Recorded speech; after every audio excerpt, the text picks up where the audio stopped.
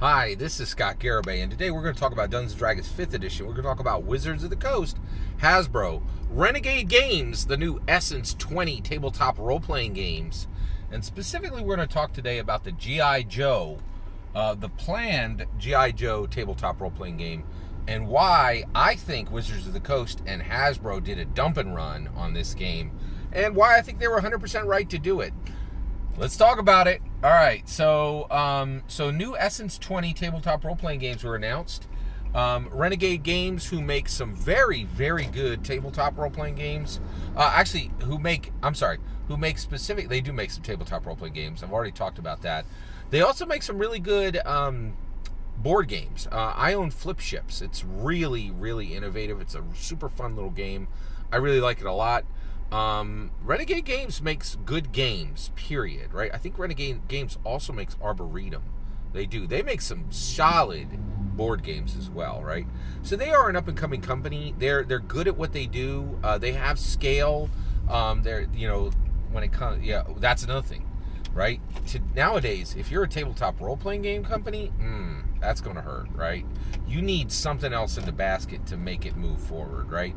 Like Monte Cook Games is one of the most powerful tabletop role-playing game companies in the country, right? That just does tabletop role-playing games. They got less than 10 employees, if they're lucky, I think, at this point. I'm not sure they're even brick and mortar anymore, right? So like it's a thing. All right. So Renegade Games has bought the licenses to make has made contracts to make tabletop role-playing games for Power Rangers, G.I. Joe, and for Transformers, right? These are major properties that are all owned by Hasbro. All owned by Hasbro, okay? And Hasbro's like, they wash their hands of it. They're like, we ain't making tabletop role-playing out of this because they ain't going to make no money, right? Like, we going to put this on our books and have a line item that says we made dirt, right? They don't care about $5-10 million bucks, and that's what these games are probably going to do if they're lucky.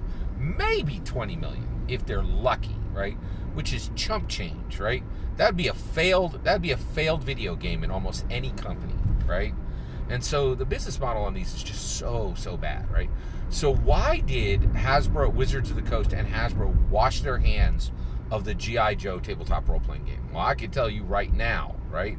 So first of all, I'm a huge G.I. Joe fan, right? I played with the toys when I was a kid.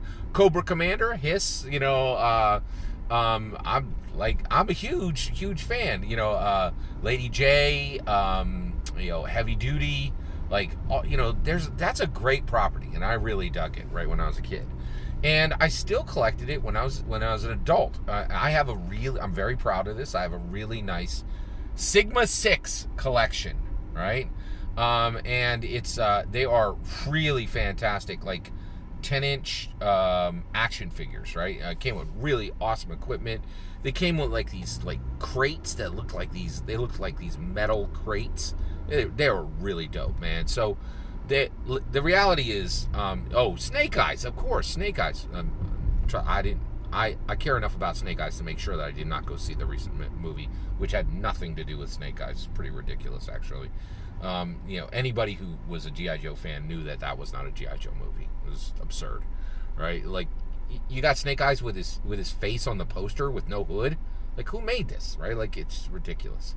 So why did Wizards of the Coast and Hasbro just wash their hands of this whole thing, right? Why does Wizards of the Coast and Hasbro have no interest in making the G.I. Joe tabletop role-playing game? Well, I can tell you why.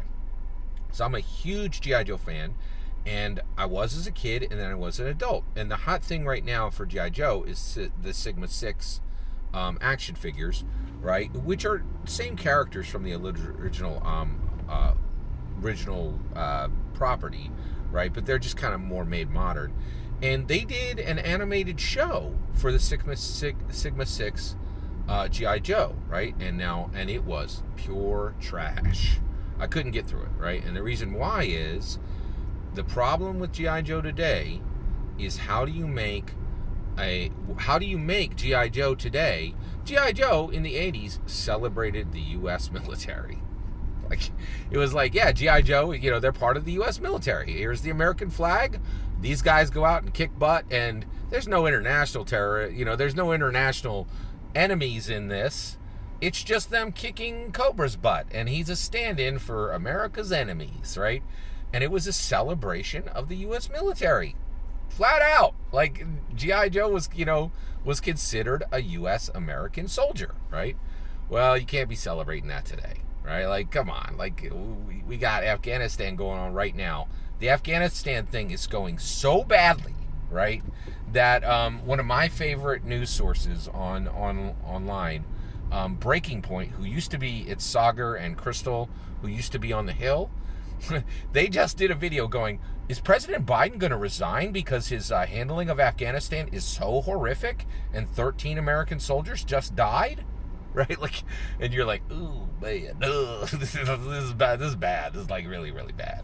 Right? So you can't expect that an American child, an American teenager, or an American adult at the macro level will celebrate a U.S. soldier. I celebrate U.S. soldiers. I am very aware that they protect my American freedom and they protect my American flag.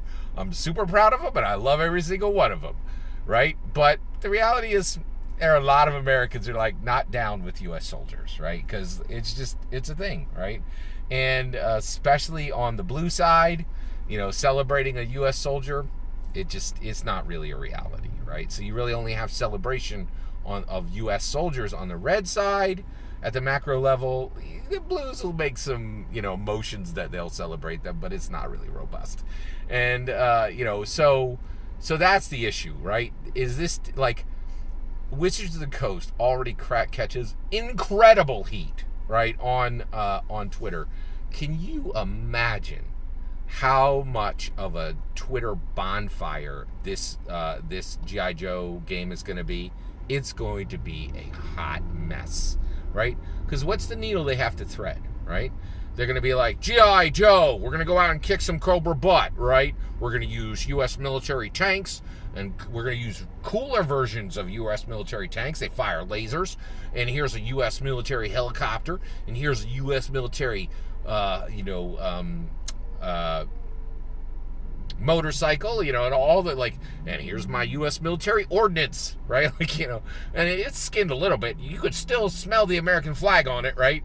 If they go that direction, the blues will just be like all up on Twitter being like, are you celebrating military activity, right? And then if they don't, right, then everybody who played with these things when they were a kid and was like, yeah, G.I. Joe, American flag, American awesomeness, American military awesomeness, well, then they're going to be upset and go, what the heck did you do? Where is, like, are these guys doing yoga? Like, it's going to be a hot mess. There's no way this escapes a Twitter bonfire, right?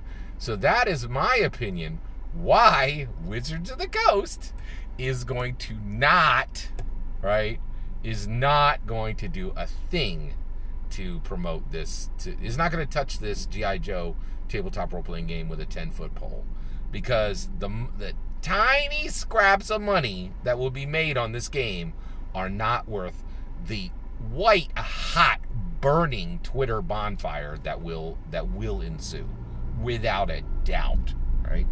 All that's my opinion. What do you think?